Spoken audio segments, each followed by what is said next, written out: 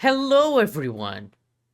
Um, Hello. hello. We're here today to start, Something a little different. yeah, to start a little thing called Skye and Evan in the Morning, which is a reference that Evan doesn't get yet, but he will in a few Still, months. few months, like maybe, I guess. Who I knows? know Maybe it's a in a few years, maybe the podcast won't even be alive anymore once he gets the reference. But we'll keep on going. yeah, I know it's from Community. I think I know the like inflection. I know nothing about it because I haven't seen Community yet. I'm gonna watch it with my brother at some point, but man, we have other things on our priority for watching, so I have no idea when I'm gonna get around to Community. Well, whenever you do, you're gonna be very happy about this reference. It's a very good reference. I can assure you, as the biggest community fan around, I can I can assure you, it's a fun reference. Um, I await the day. yeah, but yeah. To start off our podcast, we decided to talk about, well, obviously, to talk about my favorite show of all time, Legion, which we just finished Well, watching very recently. after getting through like so many other things, that's so Mr. Robot and then X-Men 97, Has Been Hotel. What was the Am amazing I digital missing? circus that we also watched? Yeah, 2 episodes, but that still technically counts. Yeah. What else? Were there other shows? I feel like there's an Yeah, extra Midnight TV show Mass, on Midnight this. Mass. That's right. We watched Midnight Mass too. So so many, and it was only this show that got us into the getting the podcast going. Like Yeah, we've had this all idea that while for we a were waiting, while. basically. Yeah, we've Yeah. we've had this idea for a podcast for a while, but I was like, look, we got to talk about it when it comes to Legion. We can't skip Legion.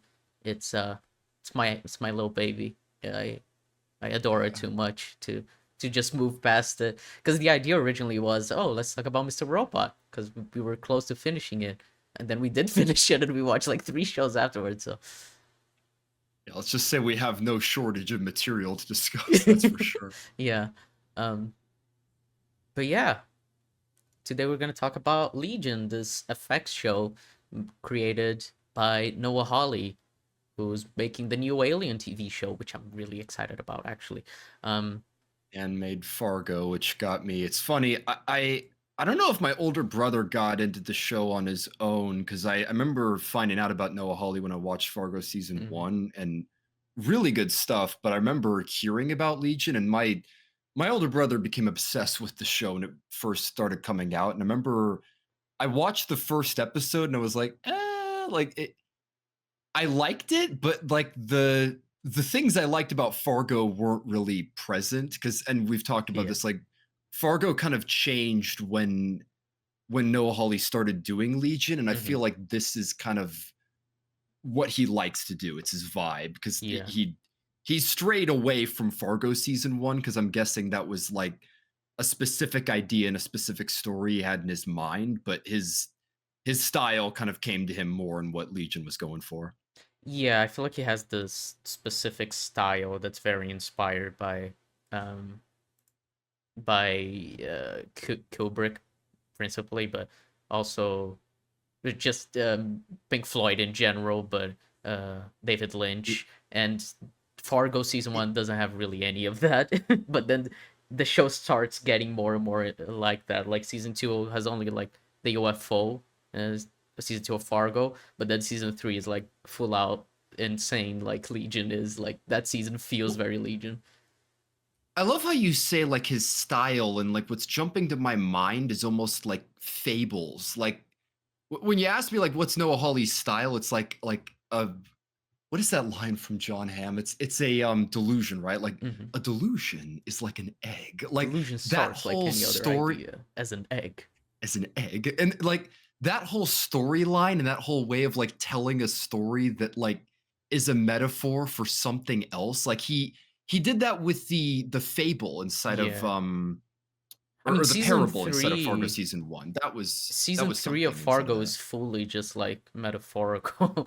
um, Yeah, the planet Y and yeah, all like I said, that was when he came back to Fargo from Legion, so Yeah, I mean he that had season. ideas to make. Yeah, that was the first season he made after Legion started, and you can tell it's very influenced by Legion season 2. It's quite similar in tone and style. That would be a funny one to like look back on because I would be game to watching like some of Fargo again with you, but I really did not like season 3, and I can see the isms of Legion that trickle into that show, and it was like, just I wish the writing was a little more, or at least the characters were better. I don't know. Different Yeah. things fell down on Fargo, in my opinion. Yeah, season 3 is a lot different from the other two, so I can understand being very taken aback by it, to say the least. Um, but we're not here to talk Yeah. about Fargo. Here we are on our tangents. Um, no, Legion is, by the way, spoiler warning. We're going to spoil the entirety of Legion, and as I said, it's my favorite show ever. So if you haven't watched it, I recommend you do. I also have a few videos on it if you want to check that out while you're here. Mm, Like, comment, and subscribe. like, comment, subscribe. Exactly. So, Yeah. so okay. And honestly, it's worth like it's really hard to not spoil this show, Mhm. especially since like it's hard not to spoil like what happens after season 1 if you're talking in vague terms. And like I said, the show's confusing to follow in and of itself. So it's like there's not you might not even be ruined by some of the spoilers that we'll talk about. So Yeah, the way Noah Hawley describes the show is that it's an experience-driven show instead of a plot-driven show. Which is not to say that the story isn't a focus, but it's that you're supposed to take in the show the first time you watch it, just have that experience with it, and then the second time you watch it, you can like analyze it and think about the story as a whole and how it fits together and what it all means. But the first time is more meant to be just you experiencing it, and I can definitely understand that if you listen to our spoiler discussion and you watch the show still knowing everything that we talked about, the experience will still be unique and it'll still probably be worth it. well, Because you it's a can't really funny ruin this show when it's like so focused on giving you like a very unique experience. Well, the hilarious thing I'd argue that about like spoilers in general, like some people are really like mad about getting spoiled things. I've had like plot points spoiled for movies that I like. It still made like a good experience, even though I knew something was going to happen.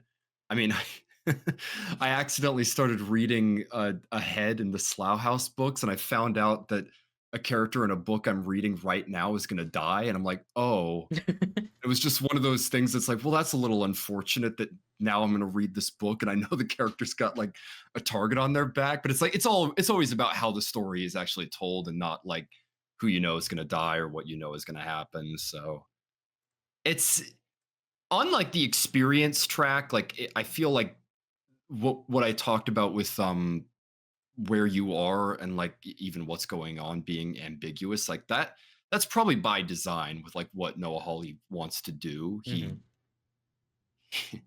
He's almost like against plot. He almost like theme and characters seem to be what's at like the forefront of all of his stories, even as far back as like Fargo, because that's one of the things I loved about Fargo season 1 is how theme oriented it is, and this Legion is very much like that. It's got themes about like psychological trauma and drug abuse and like split relationships. There's a lot of dysfunctional relationships in the show. It's one of the things I love is there's people that don't have quality relationships, but they want to be close to each other, even in spite of like what they do or like how they are. In fact, that's kind of the central idea with Farouk and David, because Hmm. Farouk's got some weird like fatherly love that he has to David, but he's like a parasite. And it's it translates to a lot of different characters in the show, basically.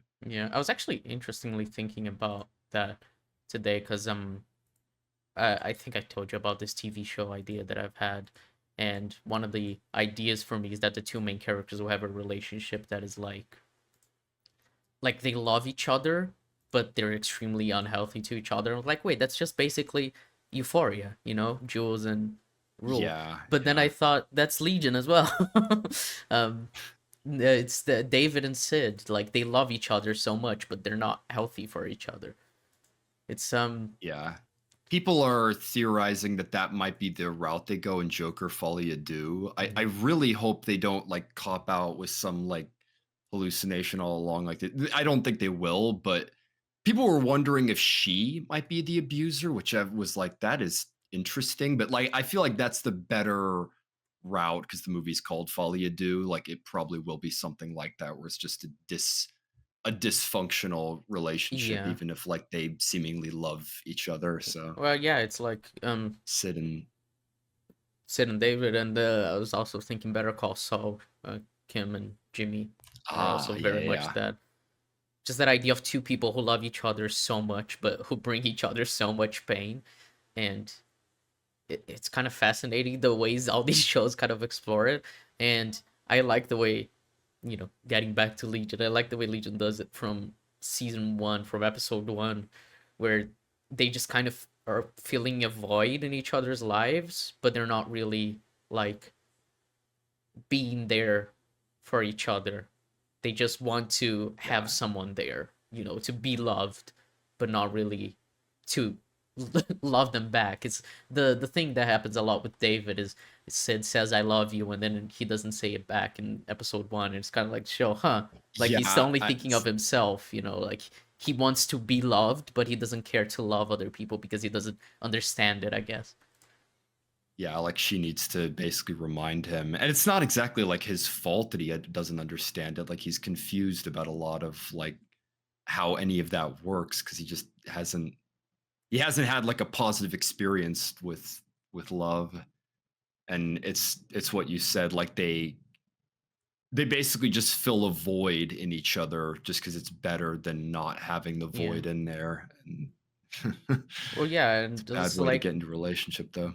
yeah, it's like it's better to have this other person than being alone. Like David was 5 years in a mental hospital alone, taking drugs and just being a zombie, as he calls himself, when he was on drugs. And it's just like there's it's just why I think the song is so fitting that plays the "She's a Rainbow" by the Rolling Stones, because she's the one bringing color into David's life. She's like a rainbow, so it's just like it's very poignant. Um, and Yeah. she's the one I who's sorry, you're gone. Well, I was just gonna say, like, to introduce, I love that that's the first thing that's presented in season one is like David in episode one is like fully complacent. He's just accepted. He's like, yeah, I'm insane. I'm insane. I'm stuck Yeah. here. I'm never getting out. And then he's told in season one early on that he's like not like he does not have schizophrenia. Like that's what people keep trying to convince him of. And it's interesting that that's kind of the driving force behind season one storyline is Hmm. him the all the characters trying to convince him that he doesn't have schizophrenia and then he himself trying to see that and then like almost wanting Eddie like he pursues it because he wants to like prove it to himself basically. Yeah. Well, yeah. He even says it. The most dangerous thing about schizophrenia is thinking you don't have it. Um, which Yeah. which is just like, yeah, and that's kind of the fascinating thing because they make him believe that he's not schizophrenic. They make him believe that he's uh fully sane and that everything is, his powers, and that they come up with like an actual boogeyman that was David's problems, which was Farouk. So once you get him out, it's like David is just fully convinced, oh, he was everything that was wrong with me. Like I'm perfect now. I'm sane. I'm a normal human finally for the first time in my life. And he blames everything on Farouk because he refuses to like take a look at himself. And so like that's Yeah. what causes all He's the issues. He thinks he's a he's a victim of everything, like everything has been caused to him, and he couldn't possibly be the cause of any of the issues in his life, which life isn't ever yeah. that It's simple. like it's like everything happened to him and Yeah. and again that line that mantra is like I'm a good person and I deserve love. It's I think I told you that like that was one of the things that I loved the lines. I love so much of Harry Lloyd as Charles Xavier, but like that line when he tells Gabrielle, I think he said, like, I met our son, like, and he was so angry. Like, he uses the word angry, and it's just interesting to think of David that way. Like, because the show almost tricks you. Like, you're like, he's not really like villainous. He's not really like angry or evil. But then you get hints where you're like, he's not even aware of like what he is or what he does, and he feels like he does things for the right reasons. And it's exactly what you said. It's Farouk and like his full blaming of him and everything Yeah. that he did. He's like, If only I did not have Farouk, then I Then I would be a would good be, person and yeah. everything. Then everything would work out." But it's like, Yeah, which is why I love the peace, love, and understanding scene so much, because it's him just basically being like, I killed them all, but I only did this to fix everything, to put everything into place, to save the world. When saving the world simply means helping himself, like saving himself as a child, which may not even actually save himself. Like, he doesn't want to better himself, he wants to undo the stuff that has happened to him, instead of, thinking, okay, this is what's wrong with me and I need to work on fixing it, which was what they offered him. Like, you can get treatment, we can help you. And he was like, no, I'm not going back to that. So he prefers to have an undo button instead of, trying to actually work on resetting. himself, because he thinks he's not the problem. The problem is what happened to him, which is Farouk. Yeah. Well, and again, that's the third act of season 3, which I love that. I love that it all banks on like baby David and Hmm. like a baby getting like a better future and a better life than they would have otherwise. But yeah, that's exactly it. Is like blaming for like what happened during the childhood and like what how David like turned out and grew up, and he in the show, it's like he wants to subtract things that happened to him in his life, and especially when he was a kid. But he doesn't want to like move on, and he doesn't want to like change who he is in the here and now. It's just like he wants those things to be gone, and that's probably why they brought in time travel in the third act, because Hmm. that's what I was saying. I was I was worried because when you throw time travel into the mix, it can get tricky, but they use it to like tell a note about like not changing the past and not regretting what you have and like moving forward. That's also what's interesting about Sid and David being like tranquil at the end. I love how like when time's been affected, they're both just like, well, I guess we just We just work fade through away. this. Yeah. Yep. Yeah, it's that's kind of the thing, because David, finally, he has someone in his life that he can listen to and trust, which is his dad. Being like, we don't have to continue fighting. We don't have to kill people. We don't have to be violent. If we allow Farouk to exist as they allow us to exist, just uh, respect their right to exist as they respect ours. That's the line. uh Everything will be fine. We don't need this barbarism, which is what Charles calls it. um and David has been so hell-bent on getting revenge on Farouk and killing Farouk and being like, he's the problem in my life. But he was able to like fix that problem without killing it, without trying to erase it and destroy everything. It was just like working things out with someone who also, like Farouk, convinces himself, young version of himself, to let things go, because he realizes how much pain he has caused to someone he ended up loving and to himself. And he also is like, I should have did this. I should just exist. I should be happy with my life instead of trying to show that I'm the best, I'm the most powerful, I'm the king, as he always calls himself. So it's all Yeah. like of learning to accept their state in the world instead of trying to, um, erase the one thing wrong with their life, which is fascinating, I think, for those two characters, because their powers are, they're basically gods. Like, they can create things at their will and snap things out of existence. Um, Having to It realize that they can't just do that with their own problems, with their own mental health, basically. I think it works really well.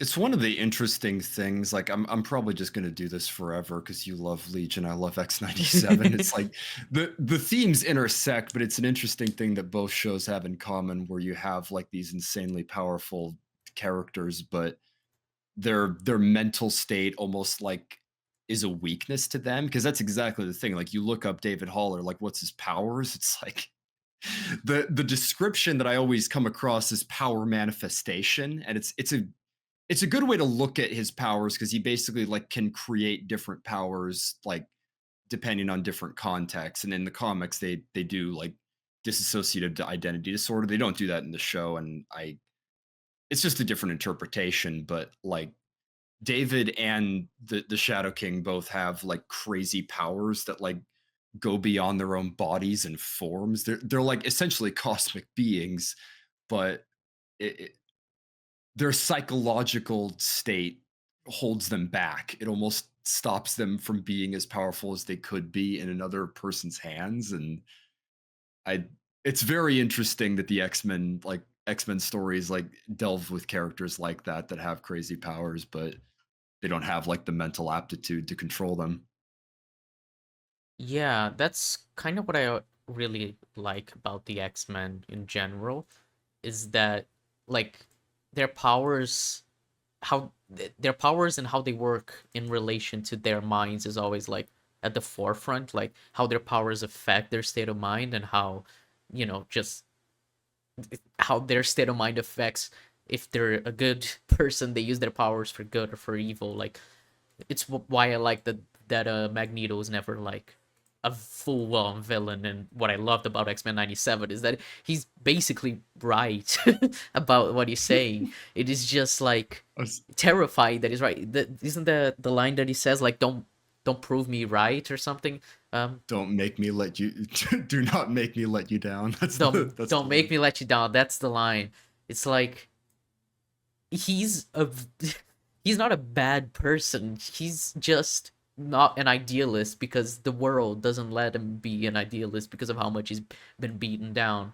Um, and I think he has Charles the says something exactly like that to Taylor. So yeah, and he has that's the powers to do something about it, and he does it. And it's the same, I think, as David. Like well, David thinks he's the hero, so he's going to do everything he can to prove to himself that he's the hero, which causes him to do exactly the opposite, to hurting the people he loves. yeah. Hilariously, that's actually probably why they keep writing Aurora out of X-Men 97. Like, we don't get a lot of her. I'm like, she's one of the more like mentally stable and good and powerful people Yeah, of the X-Men. So of course they gotta get her out of the show. it's hard if your character is very powerful and also normal. Like that kind of fucks you over as a writer. They're normal, good, and they can control nature. Well, they're gonna win every fight unless Yeah. we do something about it. Yeah.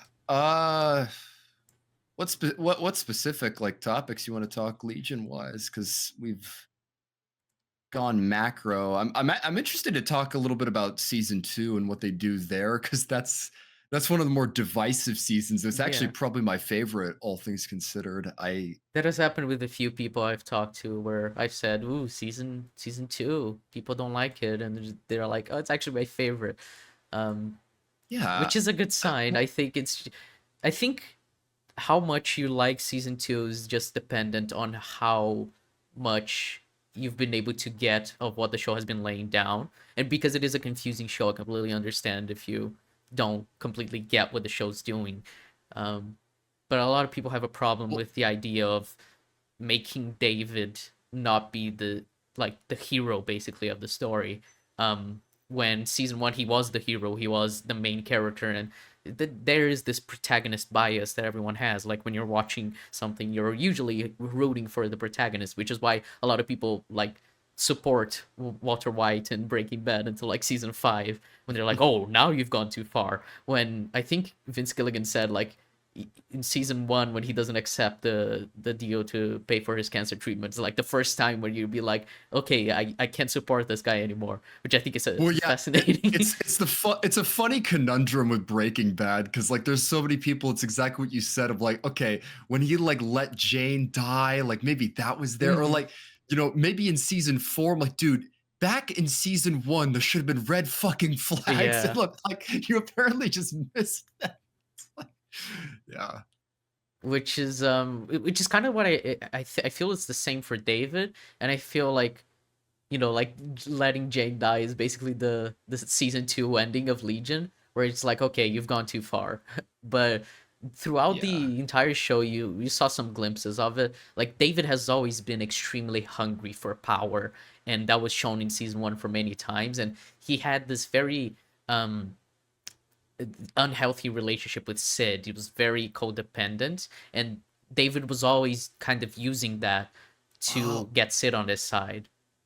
that's part of the tragedy is I feel like, Sid almost grounded him, and when Hmm. she turns on him, that's, like, what gets him to full villain mode for Yeah. season 3 is that, like, at the end of the day, he always had her, and like Hmm. they always were in love, and we're gonna have like a fairy tale ending. And then when that was gone, it was like he didn't have anything to ground him down and to like make him a good person. And that's the thing about season 2 that I love is that David's so confused and just along for the ride, like the audience in season 1. And in season 2, he does a lot more things like with his own because he at least thinks that like Farouk isn't controlling his mind at the beginning, and he seems to have more like independent agency, and I like that that sticks around. It's interesting to have that be like David's state of mind, and then that to carry through into season 3 because I wasn't the biggest fan of him just getting like thrown along for the ride and not knowing what's going on in Hmm. season 1. It can make things hard to follow. Yeah, the show's shown from his perspective mostly, and so season 1 is, you're very much just like trying to ascertain what's going on without being told, because no Holly doesn't like that, where you're just told what's going on and the state of play. You're just like Well, not to mention he getting does glimpses. twists, and it's like it's not like he's on the audience's side. He confuses them and like has all these crazy things that happen all the time. So, Yeah, it's just a weird filmmaker. he is. And it's just I I appreciate just like one, because I've rewatched this show way too many times. I just appreciate every time I rewatch season 1 and I pick up on like the small details about David. Like when Sid is about to leave Clockworks. She's about to be released, and David runs to her, and he's gonna kiss her, and then time slows down, and David can listen to her thoughts. All she says is, "David, no." Then she says more assertively, "No," and he still kisses her. It's like, oh, David isn't respecting her boundaries. He's doing this because he thinks he deserves it, because he deserves this happy this fairy tale ending with her. It's just like, oh, that shows something about David, even if you're just getting a glimpse into David's uh mind. But that's the first time where you think David is doing this because he thinks he deserves it. He deserves love. He's a good person, and that's the first time it happens. I'm always like, that's such a good way to do it, because all you have to do is have Sid think assertively, no, and he still does it and not respecting her boundaries. And then when you get to season 2, you're like, yeah, it's fully in character for him to do something like this, because he's always been this way. He's always had this idea in his mind that he deserves this fairy tale ending, and that he's the hero of the story. So when Yeah. Sid says, no, you're not the hero, he's like, his entire reality is torn apart. It's a little like Tai Lung, if you'll indulge me, like kind of the villain that was created through like believing that they were the hero, believing they were the chosen one. Like Yeah. it's just David had a certain idea about how the story was going to go, and then he was told that wasn't the case, and it's like, wait a minute, that's not the deal. Yeah. Which is part of why, like, a lot of the blame for what happens is just like because the Summerland keeps telling him that he's sane, because they keep asserting that, no, you're okay, you're fine, you're not schizophrenic, and he ends up believing in it. But if he had a good support system, if they actually could understand what he was going through, he wouldn't have, lost his way so much, because they basically were confirming his delusions that he's the hero, and no, you can control your powers, and everything wrong with you is just that you can't control them yet. And Well, especially realizing that Farouk is inside his mind, is like, oh yeah, Farouk was a problem. Now you're okay.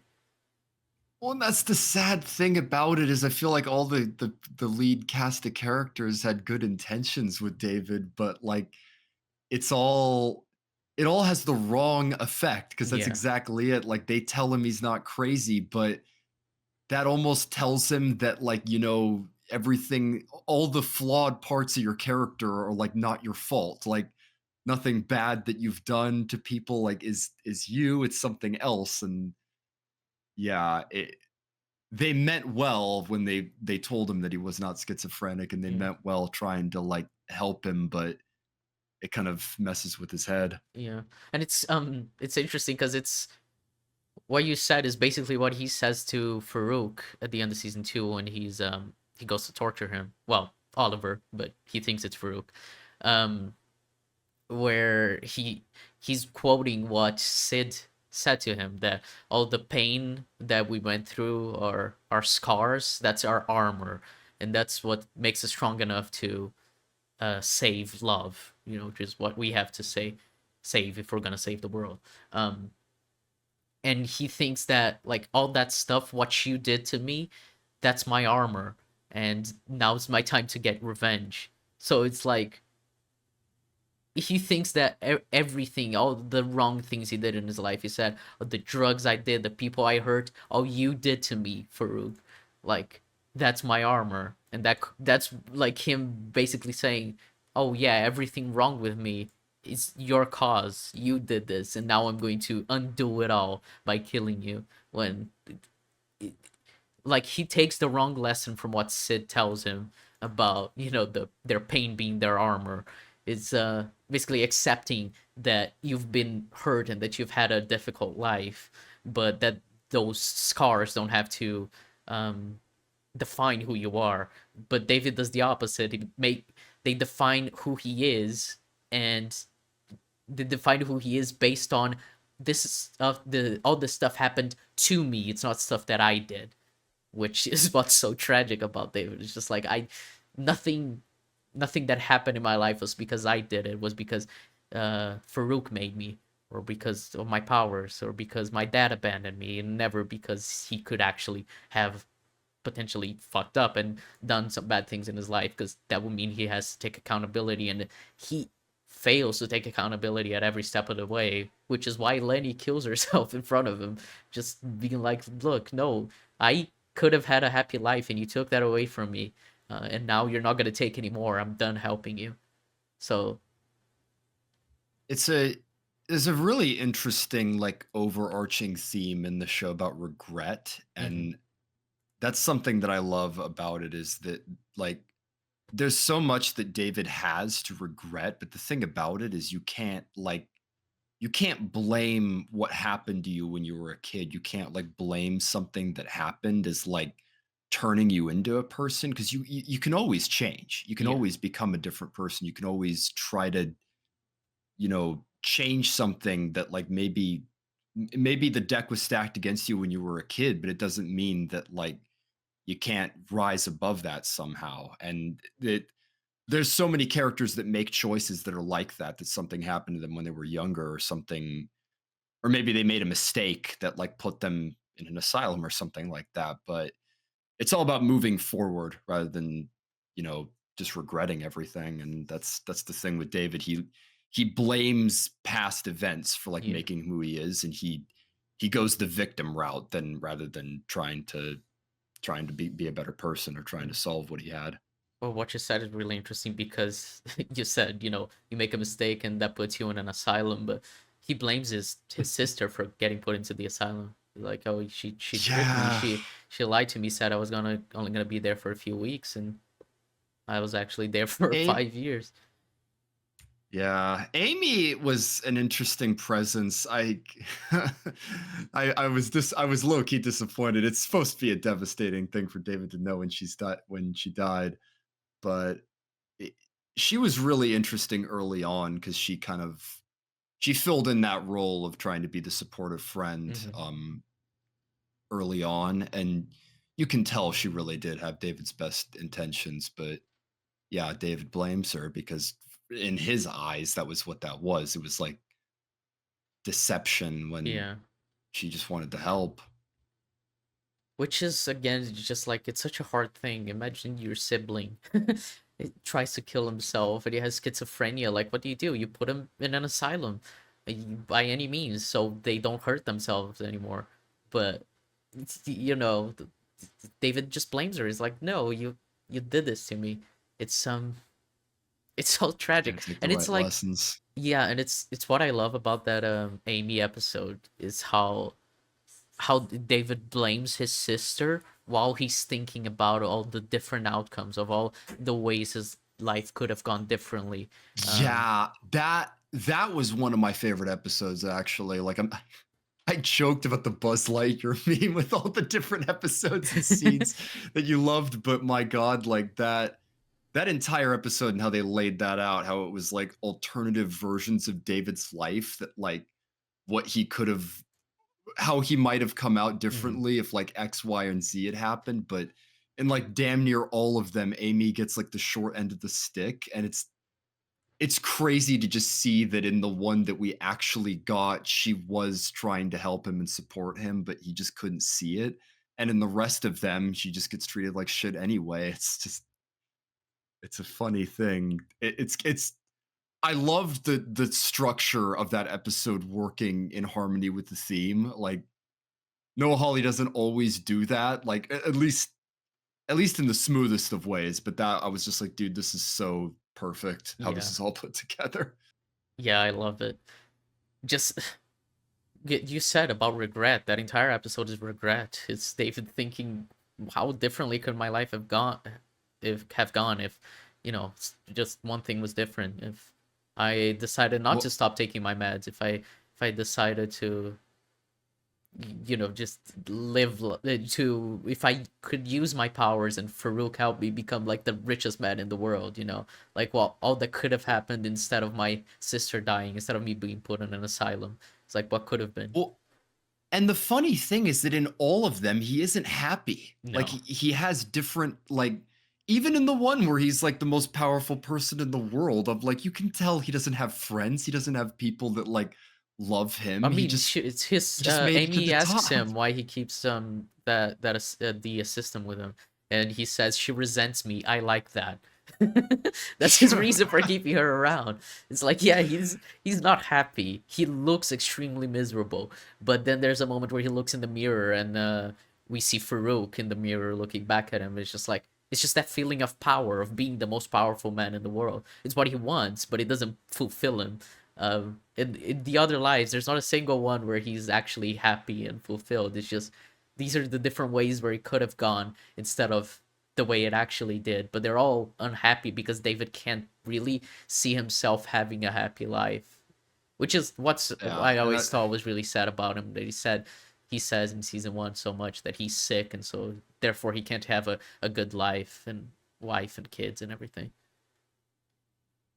And the yeah, one life it's actually where he imagines himself happy is the one without Amy, where oh he's married yeah, to that woman with 2.3 kids, as he says.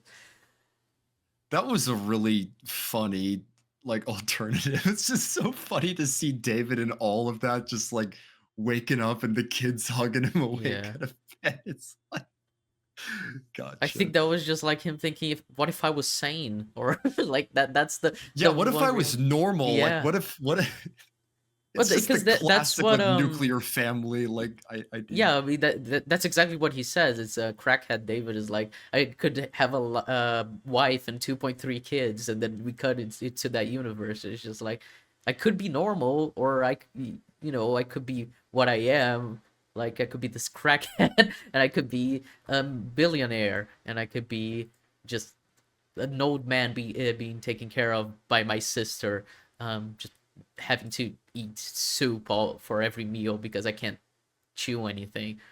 Like it's such an interesting view into David's mind that it's not really all that like explained. You're just like, look, these are the different Davids and you make of it what you will. And I really like that. I especially like, I think I told you, but the ending song in that episode is, it really hits me very hard every time. It's Superman, the song's called, and the song is Ah, yeah, yeah. it's like, I am Superman, I can do anything, and the song is basically that. Obviously lyrics change a little bit, but yeah.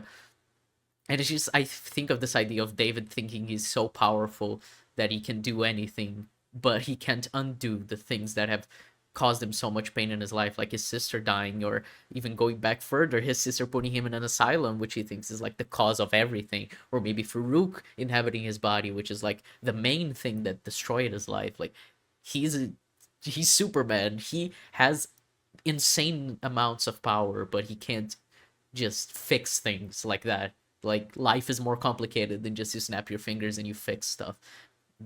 Even though he would very much like to believe that life is that simple, that he can just fix everything by using his powers. Yeah. That was probably in my top 5 favorite episodes. That was really good stuff. Mm-hmm. Yeah, that, even though people weren't enjoying the season a lot, people loved that episode when it came out. It's one of the highest rated on IMDb. And yeah, I I just it's I've heard people say it's kind of like, oh yeah, Amy matters to David. This episode's meant to remind us of that, but like the episode's much deeper than that, I feel. And because I think the entire show is just exploring how David sees his reality, and not really just like, oh yeah, she matters to him, like something that's so normal that you'd expect to see in like a normal TV show, you know? Like, Leisha goes a bit deeper. It's like, it's not that she matters, just that she matters to him. It's everything that his life could have been, maybe without his sister, or maybe if his sister were better to him, or maybe if he did something different, maybe if he learned to work together with Farouk instead of letting him ruin his life, you know, like all the different But aspects. and in spite of it all and all of those alternative futures, she's there, like trying to Yeah. help him. It's just like, yeah, works really well. Yeah, that Mhm. episode's amazing. Yeah. What is your unequivocal favorite episode? Because I mean, you threw out so many that Yeah. I thought were So like, I I th- think I remember you said season two's finale was up there, and there was, and obviously the season 3 finale was what what was like the so main? the episode that I think is the best probably is chapter 7, the one where they defeat Farouk inside David's mind in season 1. Just cuz I think that as like a climax of all that's happened in season 1 is perfect. I think it's probably the best constructed episode in a filmmaking standpoint. In terms of my favorite, it's episode 1 of season 3, the one where we meet Switch, because I just think that episode is Oh so yeah, much fun. that It's that so was much fun. insanely entertaining. Yeah.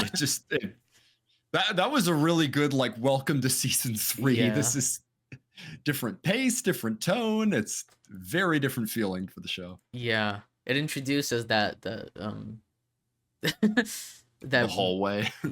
oh yeah, the hallway, but I was just thinking like the vibe of um like the 70s 80s psychedelic vibe, where you're just like bunch of stoned dudes just like going through life, Oh and yeah, it's kind of like heavy in that. the Pink Floyd inspirations in Yeah, season because it's 3. like you see so much of David's coat on everyone just being high off their minds, and obviously it works in the story really well because David is doing that, so he has a group of people that love him.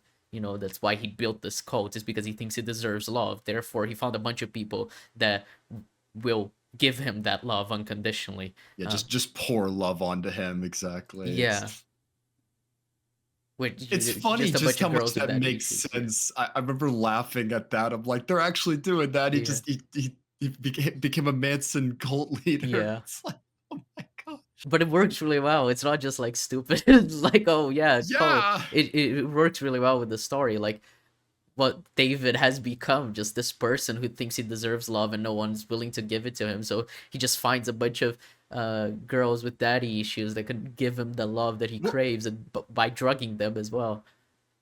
Well, and Lenny too. That's the funny thing about like her having a role there and being a part of it. It's like it's funny how all that works. Like just for an ending because they could have done whatever they wanted with David. I had Mhm. no idea, but I was like, that makes a great deal of sense. Yeah. Surprisingly,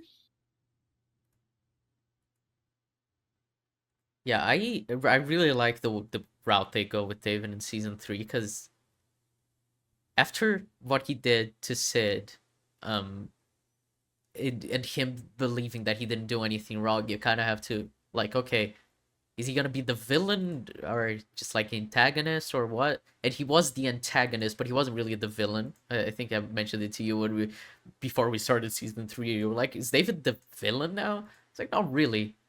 He's just he has this role of being it, like the driving force behind the plot in season 3 of wanting to of like, oh, he's going to destroy the world, but he's not villainous per se. Like, he doesn't have evil intentions. His intentions are still good, kinda. It's just that his reality is so warped that his good intentions turn into like the awful stuff that he ends up doing. well, arguably, the show doesn't really have a villain like through and through. It's almost like Hmm. what's creating conflict, and it'll bounce between if Farouk or David is creating conflict, and it's what you said. It's not because like someone wants to blow up the world or like inflict harm. It's because they want something for themselves and it affects other people. Yeah. I mean, that's any conflict with like villains, but people don't. The villainous characters, quote unquote, aren't usually like doing it because they set out to like hurt other people, which kind of is the point. It's like it highlights like how much like people like David and Farouk do hurt people in spite of what they try to do. Yeah. Which is what I find so fascinating is that scene in season 2 when David says to Farouk, "Oh, you're the villain. You were the villain."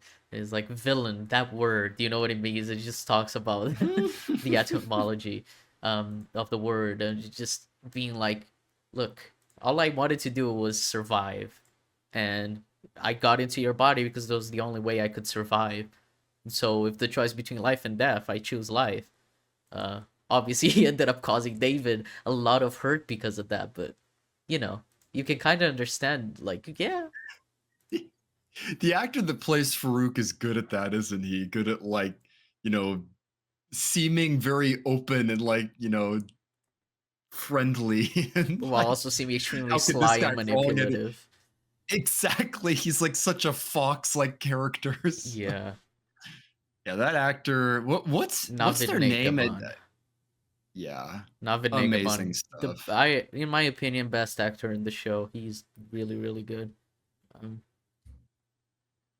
you Yeah, I said love how you there's say that. I'm just like Dan Stevens is uh, it is, he's yeah. such an underrated powerhouse, but yeah, that actor, all the acting through and through. I mean, Gene Smart is a huge bright spot, but the acting was never an issue with this show, let me No, tell you. yeah, every actor is great, and every actor is like great in different ways. Like if you have someone like Jermaine Clement who plays Oliver is like he's such a different type of actor than everyone else in the show, but it fits because the show's so weird. It's like a bunch of Yeah. this eclectic bunch of people like living their lives, and they're all like affected by this world that's crazy. And each of them just like having to make their way through their crazy lives, like find a way to live through it. And it's just like every one of them is very unique. Like no two characters are the same. Autonomy is very different from Carrie, and well, both Carries, and either Carrie is very different. One loves fighting, the other one's a nerd, and so it's like a bunch of different personalities, and every actor does great portraying that. Yeah. And interestingly enough, it's not really like based in the comics either. Like, Oh yeah, this characters like shows, Sid, yeah. they went their own route, like, and a very different route for like what the character originally was in the first place. So, from what I understand about Legion in the comics, this is not like even adjacent to what they usually do with them. So, it's interesting that Noah Hawley went that route. Yeah, the obviously Sid, for people who don't know this, Sid, her name is Sydney Barrett in the show. Her name is obviously inspired by Sydney Barrett, the Pink Floyd uh, guitarist, who obviously had schizophrenia as well. So yeah, inspired by that. Um, and Noah Yeah, Hawley took heavy superhero Pink inspiration from Pink Floyd. Floyd. That's basically yeah. Yeah, this show, yeah, superhero Pink Floyd's a good way of describing it. Um, it does feel, it does have a very Kubrick vibe too. The especially Clockwork Orange. Watching that and then watching like season two is like, oh yeah, you can get the same vibe as well. But as you said, like No Holly's so unique that you can really say, oh, he's doing this style or that style. It's like it's all a bunch of stuff that Yeah, he's inspired by put together, but you can really identify it like uniquely. I was mentioning that I'd love to see him make more movies because Hmm. like you know what his show standard is like. I'd be curious to see him almost be forced to make like movies of a specific runtime and like see what he does with like less material, less of like a show to make and more of like a story to tell. Because I haven't seen Lucy in the Sky, and you were mentioning that that gets really weird and out there. So, but he's got a really distinctive voice, really distinctive style to his work. It's just a matter of like efficiency in terms Hmm. of the films and stories he makes, in my opinion. Yeah. Yeah, I mean, each season has its own style, even in this show, which is, Fargo does that too, but Fargo's an anthology. This show is just really interesting that it has that because each season feels like its own show, but it's all part of a one grand story that also fits together really well. Like Noah Hawley planned the end point of the story from the get go. He said he didn't know how many seasons it was gonna be, but he always knew where it would end. Um, the kind of full circle idea of ending with young David again. He always had that plan of just be like, hey, everything's gonna start again, and it's part of what I really love about the ending as well. It's just the idea that you don't know if everything they did was in vain or not, because it's the ending is literally the same as the first scene of the show. So did they actually change anything or did they not? I kind of like that aspect of it. Yeah, I was mentioning an alternative story that ended on a similar note that I was not a fan of, and it. What I like about what they do at the ending of Legion is that you have an assumption that time is going to be so different and it's going to end on such a different note that it won't even be like the same type of story. Like that's Sid and David disappearing. You're just like, well, it's they probably just fade and then they never met each other, or like, things just played out so differently that they wouldn't even be the same people. Like Hmm. I feel more optimism at the end of Legion because it is like a well, so it was just all erased and all of it's for naught. I'm like, well, it not necessarily. It all depends on how things play out, and it's just a matter of like, do you imagine things would play out better than they did? Yeah, I'm like, probably. yeah, Better, maybe not perfect, but they'd probably turn out better. So yeah. That's that's funny because we were talking about I Am Legend just before. And the thing that I didn't like about the theatrical ending was them showing the stuff after Will Smith's sacrifice. Like we should have just ended there, and then if you want to think that the ending is hopeful and that they will take the cure to the sanctuary and everything will be fine, like you should, instead of showing that it does actually happen and the character narrates the scene being like, and he yeah, saved everyone. Like the way Legion ends is just like, yeah, you should probably think that things are better now and that everything they did was for something, that it meant something. But you shouldn't be told that it is that. yeah, it's the nice thing about ambiguity. Like ambiguity, you can lean on it sometimes too hard in terms of just like, it was open, and like you just don't get something that's satisfying. But in that case, they leave it open for your view on like what you want to take from it, and it just all depends on how hopeful you are, like what you think about the characters themselves, and it sometimes it's better not to like because that's the alternative they could have done. They could have green knighted it and just like sped through David's life and showed the highlights and it's been like, see, it did turn out well. And it's like I don't think that would have been necessarily any more or less satisfying. It just would have been like okay, you just showed me his life, and I guess he's happy now. So you know, a good job done. Yeah, I think endings like that, just like imagining where the story will go, works a lot better than giving a definitive ending. Which is, this is gonna be a weird tangent, but I've been watching Supernatural with my mom for years now, and I've watched the entire show like 2 or 3 times. It's really long, so I haven't watched it like 15 times like I have watched Legion. But it's a show I really like. It's not great. I'll never say that it is like amazing, but the ending of that show, I've I've heard even made a interesting video things about it. about it. Sorry, I was just gonna say I've heard interesting things, especially about like certain cast members. Most people say it's still like worth it, right? Like, Yeah, it's very enjoyable. It's a CW show, so you gotta know that you're getting into a CW show. But it's I really enjoy it. I would say it's the best CW show I've seen, and I've watched all of the Arrowverse shows, at least some episodes of them.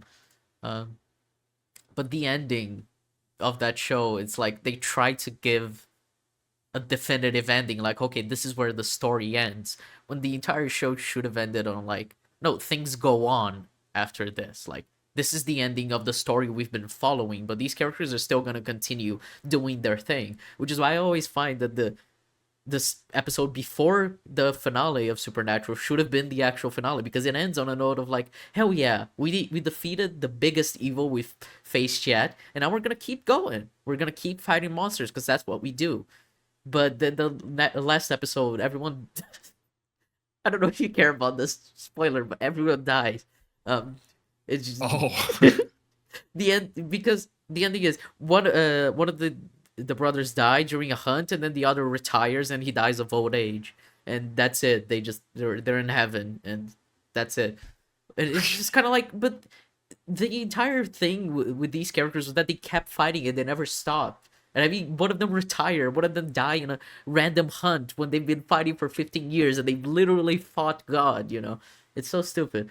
well, it's the same conundrum that like Game of Thrones was dealing with in its final season. They like, for some reason, they just felt like they had to end it with like a everyone gets a happy ending, like jump in the air and click your heels together. Like, for some reason, everyone had to have a happy ending, and it end with the montage of everyone walking off into the sunset. I'm like, this is Game of Thrones. Like, the story that no one ends this story. It's still gonna keep going. Like, why couldn't you like just reestablish like some new law and like show where what everyone's new role is, rather than be like, you know what, this character went out and did this and this and this. Not what we wanted. Yeah. And so that's the kind of thing where it's like, ending of Legion, I just appreciate it so much because it's like, this is a full story. If you want to think that the ending is just means the same story being repeated, or if it's a completely new story, that doesn't matter for us. Our story was for these characters, and it ends here with these people dying, being erased from existence at the end because they changed time. Like, that's our story. That's what I love about the text in the beginning of the episode. It says, this is the beginning, the end. No, this is the end, the beginning, the end. What it all means is not for us to know, it's for history to decide. All we can do is play our parts as written. All we can know is ourselves. It's like, if you want to take this as like the beginning of a new story where they managed to make a happy new David and everything was fine, that can be that. If you want to take this as the ending of this story, you can also do that. All we can know is that, like, for us, for the characters in the show, this is where our story ends. We can't know what it all means afterwards. And so the show doesn't go afterwards. It's just like, this is where it ended. This is what the show was about. And it didn't try to like wrap it up in a bow and do like all these oh yeah, David goes on and lives a happy life, and then there's actually a happy ending. Like, you know, like the arcs for these characters were finished, and you didn't have to stretch it out to be like, no, see, it all went on to be okay. If you want to think that it mattered and it meant something, you can. And that's just your interpretation of the show. It's not inherently like what the show's telling you. And because I really hate when shows like are trying to tell you what to feel. Um, just like, yeah, this ending, is super happy. They fixed everything. They saved the world. It's just like, if they want, the characters want to believe they saved the world, they can. If you want to too. You can, but it doesn't mean inherently that that happened. It doesn't mean inherently that they even did anything meaningful. All for it to be meaningful, it just needs to be meaningful to you watching. If you think it meant something, instead of it meaning something to like the show itself, like in universe, it meaning something. I really appreciate that type of aspect to it, like the etherealness, I guess, of what they did with us not knowing exactly like if it actually saved the world or if it was all for nothing. I really appreciate that ending. Yeah, I think it works well for kind of an end note for the whole product. Yeah, and just as a whole, like ending the show with the characters like David and Farouk just realizing that they don't need to resort to barbarism and they can actually um, just live happily and like be themselves. It's just really nice when like instead of doing like a bombastic big fight, because like the climax of the final episode of the final season is David singing a song about how he was, because it's Mother by Pink Floyd that he sings, which is my favorite Pink Floyd song.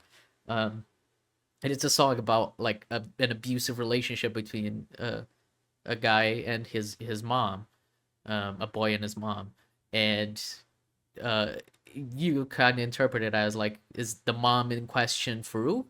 Is it maybe the imagined mom that David thinks his mom actually is? Like he's trying to imagine like this boogeyman of like all that's wrong with me is what you did to me, is the wall that you created, be it Farouk um or my mom, through genetics. It was my mom and my dad, or Farouk.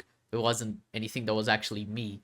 And him finally, after all this time, after blaming everyone else, realizing that he doesn't need to resort to that, to blaming everyone else, is really, really great. Like you can see him losing his mind with a stray jacket and everyone singing and yelling in the background, all the versions of David, and then Charles finally talks him down and is like, "Look, David, I'm sorry that this happened to you, and I know I'll never know what that's like being abandoned. Um, and you went through something that I can't describe, I can understand, and I imagine it was hurt. But I'm here now, and we don't have to continue doing this to keep this cycle of violence." Which, yeah, I really appreciate it, and it's something we were talking about as well with Charles, just the way he's characterized. It fits with his character in other interpretations in the comics and the movies and the in X-Men 97. Just like this very idealistic person that he is. It just fits him so well. Like the hero Yeah. he is. T- Touching as well, the music. You were mentioning that. Something I was thinking of today, actually, which is funny, is there's a lot of like underappreciated music that I've been listening to a ton from the show that like they like shine a light on stuff that you might not like have heard of otherwise. But some of the more popular songs, that's when they go for the cover, like Hmm. Behind Blue Eyes, Mother, and like there's a bunch of different songs that they do their own cover of, and it's always interesting to see that, to see like they'll like add like a little bit more of a unique spin, like Hmm. with their own renditions of songs Well, rather I kind than of like it just relying on because popular songs. they kind of sometimes change the style of the song to fit the vibe of the show, Yeah. but the lyrics are what they really wanted to keep, because the way the show uses song lyrics to add meaning onto its scenes and its characterization is fascinating. I talked to you about this, but Behind Blue Eyes, it just fits so perfectly for both Yeah. Farouk and David as characters. It's like those two, that song is about them, people who think they're doing bad things for good reasons, who think uh they're not evil, they're just forced to be evil. It just works so well for both of them. Yeah. The music is amazing in the show through and through. And Jeff Russo's score as well. Yeah. Like I think some of the most interesting like motifs he created were like made back in season 1 and follow through, but they work well like on a consistent level. But the soundtrack and the OST, like I always love shows like that and movies like that that work in harmony. They have a really good soundtrack and a really good OST, and this is one of them. But I was more impressed by the soundtrack choices than I was for the OST, and like that's not a knock on Jeff Russo's scores. Just they were really good at making their own covers of songs Hmm. and of like coming up with the right songs to use at any given time. Yeah. Which is for the people watching who don't know, the person who sang the covers of the songs was Noah Hawley himself, the Yeah, writer he creator. he did that in Fargo as well, Yeah. and he did that with Jeff Russo. Like it's funny that he just does, and he has a really good voice. He It's does. funny, like his covers are subtler. They're not exactly the most like vocal standout versions of the song, but like the subtleness of his voice works well for the like versions they make. Yeah, I really like it. Eh, I can't believe Fargo did "Toxic" by Britney.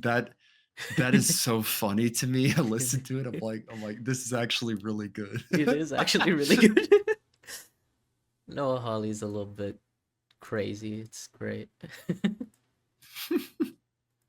But yeah, I really appreciate the song choices too, because I've loved this, and it's part of one of my favorite things about filmmaking. Because I think I told you that I decided I wanted to be a filmmaker when I watched Guardians of the Galaxy 2. I just came out of that movie. I was like, man, this is what I want to do. Like, I've decided, because that movie just it means so much to me. And the way James Gunn uses music as well, their lyrics to mean something for the story, for their characters, is so powerful. And Legion does that too, and I think Mr. Robot does too, but to a lesser extent. But the way you can use music to help tell your story can be so valuable. Like just having the correct song choice. Like when David, just he right after he tricked Sid at the end of season 2, there's a song that plays that I think is the most perfect one. I forgot the name. I'm gonna need to Google it. Um, crap, I forgot the name. But Yeah, songs are really good at that. They can carry a scene and they can add so much more to it. I think I mentioned that I don't know a lot about like how music works like functionally. Like uh-huh. they're like the kind of thing that YMS does instead of his breakdowns of stuff like The Lion King. Like I'm not as familiar with that level of analysis of music, but I music in movies matters a lot to me, and I can recognize a really Hmm. good score and a really good OST. And I'm always impressed by soundtrack because it comes down to like a filmmaker like hearing a song and being like, yeah, that's right for my story. And like Yeah. when you see it, you're like, it's like the song was made for the story. It's always cool when you get like something that works that well. Yeah. Just to clarify, the song I meant was "Nothing in This World," um, because the lyrics are "Met a girl, fell in love, glad as I can be, but I think all the Ah, yeah. time is she true to me, because there's nothing in this world to stop me worrying about that girl. Find out I was wrong, she was just too timing. I thought I was wrong, she just kept on lying." It's just this relationship between, you I, think you can trust someone that you love, but you can't really, and you have this debate inside your head. And it's right after David tricks Sid into like loving him again. It's like it fits I so well. forgot that was when they used that song. That was genius. It Really, was. I think this really probably the interesting, really best good choice stuff. of song in this show. I always, whenever I hear that song, I'm like, man, this is so perfect. I can't believe you found this Well, song to fit this moment.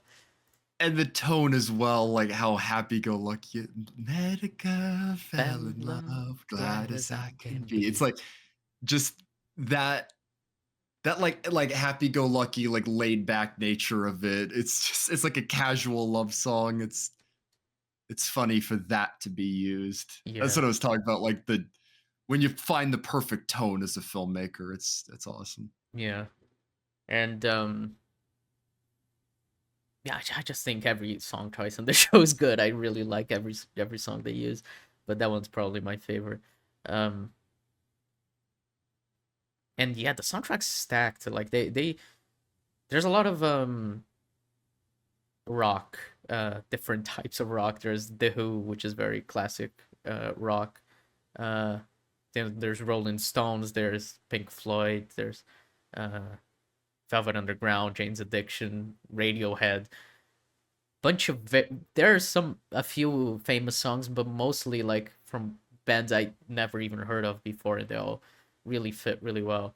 And it's something that James Gunn has talked about before when he's writing his scripts, because he writes the songs into his scripts, and I do that too, when I write my own scripts. But it's like when you're writing something to have that vibe of like, wait, I think this song will fit. You need to know so many songs, like to just be able to identify like, oh, this song, this will fit here.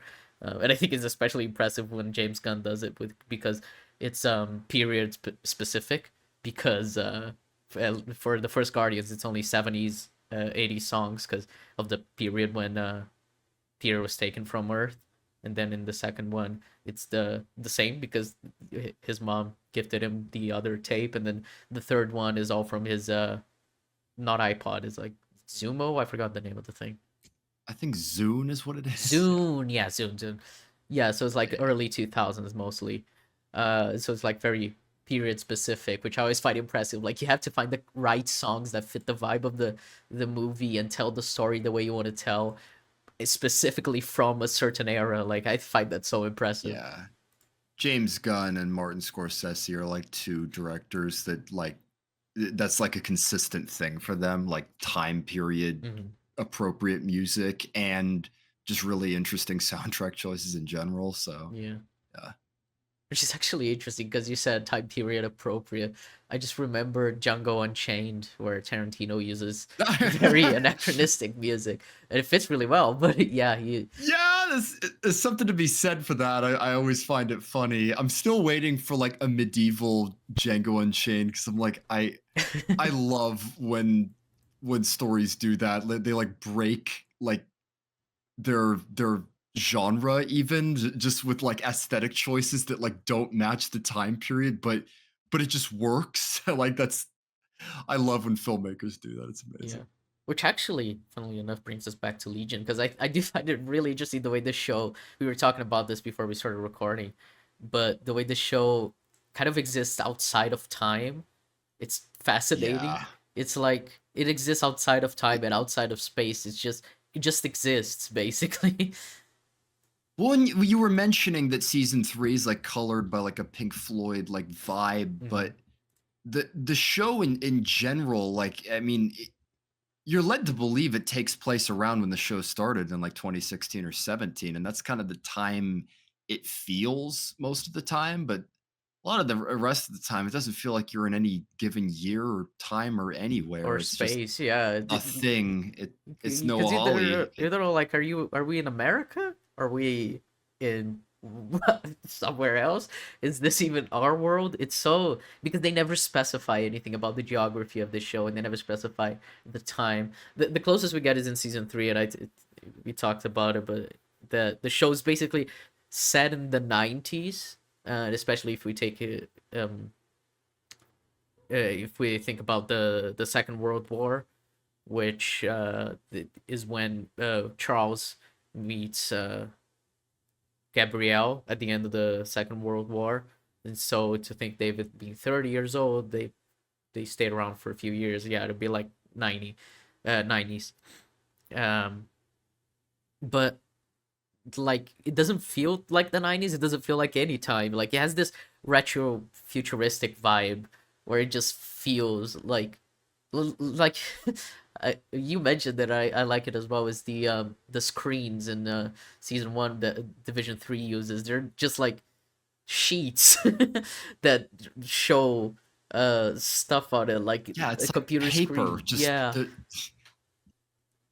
And you're like, yeah. what type period is that? I don't know, man. It's technology, it's advanced, but we're also, we have the characters dressed like it's the 80s, and like it also changes between seasons, like the way the characters outside of the main cast dress like people in the real world. Like we don't know when it is. And in the episode where David imagines his different lives, like Amy uses a laptop and an iPhone, and stuff seems to be set around the 2010s. So that's it's outside of time, and I really appreciate that because sometimes it kind of annoys me when things are trying to be like, oh, this is like the real world, or trying to be like specific to a specific time. You can just like tell your own story and not specifying when or where it's set. Like it doesn't hurt the story if it's not relevant to it. Um, so I appreciate Well, that. it's funny. There's a lot of different stories that are actually like doing that, either like cashing in on like the past in terms of the technology that exists. Like there's a lot of there's a modern detective show that a friend recommended to me called Sugar. I don't know if you've heard of it. It's got Colin Farrell, but Oh yeah, I apparently have it's heard just of it. a yeah, but apparently it's just a modern detective story. Like it's a full out like gumshoe like PI, but it's just, takes place in modern day. And it's like it's funny to get like retro stories like that. We're getting a lot of like retro like murder mysteries that are like taking place in a modern era, and it you don't even need to subtract that much technology from a story like that for it to feel more like it was from an older time period. But yeah, there's so much analog tech that's inside of Legion, or there's like things that feel like older and or like more futuristic than like the current time period, but Yeah. they're just thrown in just because, and like Yeah, I you mean, don't their need phones much. look like it's like 80s, 90s, like big blocky phones, but then you have like Carrie recreating in 3D the scene of the fight between David and Farouk at the end of season two. It's like it's such stark contrast between like the level of technology and the 80s, 90s like bulky type of technology. It's it's nice. I like it the that contrast. And you were talking about that about like oh detective story set in the modern day. It just reminded me of Knives Out and Glass Onion, where it's just like it's a whodunit. It's supposed to be like a classic whodunit from decades ago, but it's set in modern day. And the way the Glass Onion does it is like you see they're in a remote island and they fixed COVID because they wanted to set They it have a at, like they set it in like the fucking present day instead of just being like it does modern day. They're it like, does no, it is nothing to. It 2021. was like it was like 2 years after COVID. They just did it to do it. It's so stupid. I hate that movie. And then to you remember when to make it so that they don't have that much technology and everything. It fucking I forgot the character's name. Edward Norton. Everything he uses is analog. Remember? And Yeah, he that doesn't was the have a way they did. phone and he uses a fax machine for Yeah, some and reason. yeah, Like, because Ryan Johnson wanted stuff to remain a little analog to help him write it. yeah. It's I don't like it when stuff does that. That's basically I the bottom just line. love that that's what they went with. Like they and that's literally important because he like faxes a document to someone at a certain time and I'm like, Yeah. "Ryan, it, I know people go for that, but I'm like, it is impossible to run a company to the effect that this guy has if you do not have a cell phone, or at least like a right hand man with a cell phone that does all your PR. But they're like, no, he runs the company, and the point is that he's an idiot. So Yeah. God, Not a fan of why that do you movie. write your movies, Ryan? Good director, to be fair. But Good director, really good director. He just needs a co-writer. to be fair, I watched Brick. I liked that. That was fun. He Rick is wrote it. great. It's Kino. Yeah. Um, That would be an interesting one to talk about. we should. I Talk about do. I the do need to rewatch it. To be fair. unsung heroes of Ryan Johnson's filmography. I've Brick and always Fly championed. extremely underrated. Yep, and 51. Everyone wants to talk about Ozymandias, but 51. That's a really good episode. Yeah, All about I mentioned Skylar. only Fly because people hate that episode for some reason. Yeah, it's kind of a black sheep. I mean, Yeah. it's canonically filler, which is interesting, but like even still, I think that episode's overhated. I think that episode's great. I think it's genuinely amazing.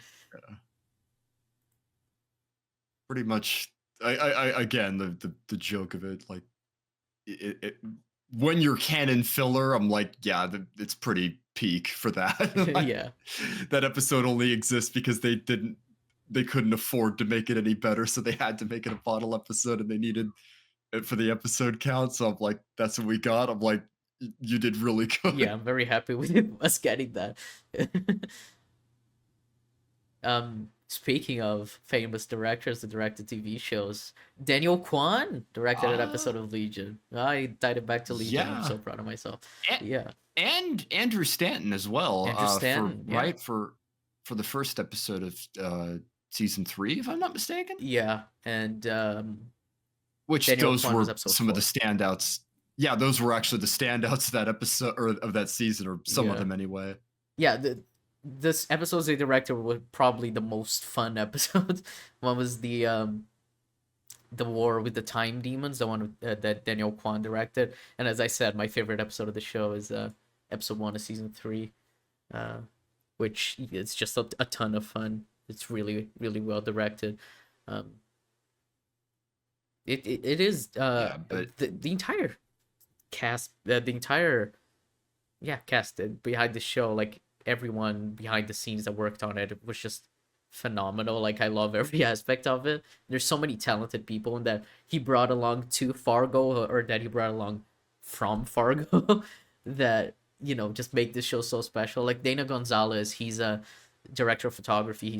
He DP'd a lot of episodes of this show, and then he ended up directing some episodes of Fargo season 5. Like there's a lot of really talented people that worked on this show. hmm, I am really curious to check out Fargo again now that I've seen Legion, because I'm curious what season 5 is going to look like when he no doubt like triples down on the Legionisms to Actually, season Fargo. 5 Like, is more similar to season 1. Season 5 is very toned down. you'd compare it to 1 and not 3? Yeah, 1.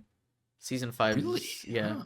Season 5 is way more similar to 1. It's just a more grounded, but not fully grounded, because it's Noah Hawley, as grounded as it can be with Noah Hawley doing Fargo. Story about like an abuse victim, basically, domestic abuse victim, and some crazy like cult of outright nut jobs. Yeah, that's basically it. So it's just like it's very it feels way more grounded than season 3 and season 4 did, because I think season 4 just went off the rails with the amount of characters, and season 3 is very much easier to digest, at Pared least. down. Yeah.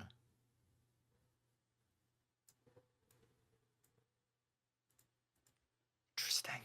Interesting. Yeah. Um but yeah, I don't know what else we have to say about Legion. We've been going for an hour and a half.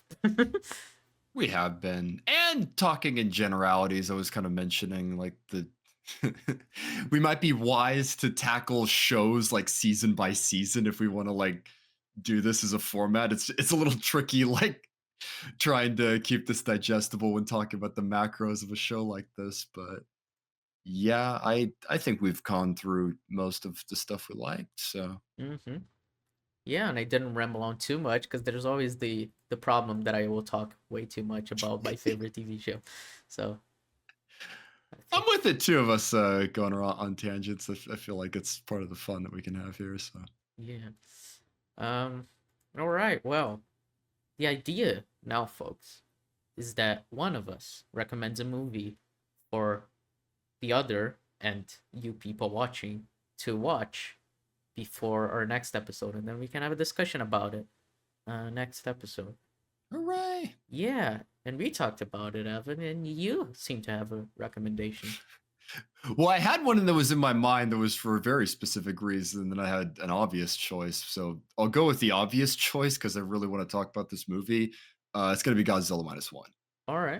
That is my choice for next week. I've rewatched that movie a lot, especially as of late. I've rewatched the black and white version recently, and that movie's gotten better on rewatch, and there's a lot that I want to talk about of why I think it's as good as it is. All right. Well, So that home theater, you're gonna have to oh flex yeah. that or whatever it is that gets you to watch that movie. I Because was actually I almost watched it today because I I was between that and I Am Legend. I was like, I Am Legend's probably a more digestible movie to watch. Or Godzilla minus one I wanted to yeah, watch like with full attention. yeah, I'd say I Am Legend is a little more within the turn your brain off realm, but Yeah, it's God's. We could talk about it. It's kind of funny how much like the first half and second half like fight each other tone wise. Like the tone is pretty consistent, but man, the first half is like pretty bleak and things. They get more like optimistic later on, but yeah. interesting. All right, well I've been wanting to watch that movie for a while, so good excuse to watch it now. I I recommend it. We will have many things to talk about when we get there, but my god, it's good stuff. You should see it. Good, good. All right, well that's it for us for today, from us for today, folks. Thank you very much for watching. Like, comment, and subscribe. Yeah, and we'll see you next time with Yeah. our discussion of Godzilla minus one. Also, watch Legion. Watch Legion, Godzilla minus one, X-97. Yes, X-Men 97 as well. All right, bye bye. Bye bye.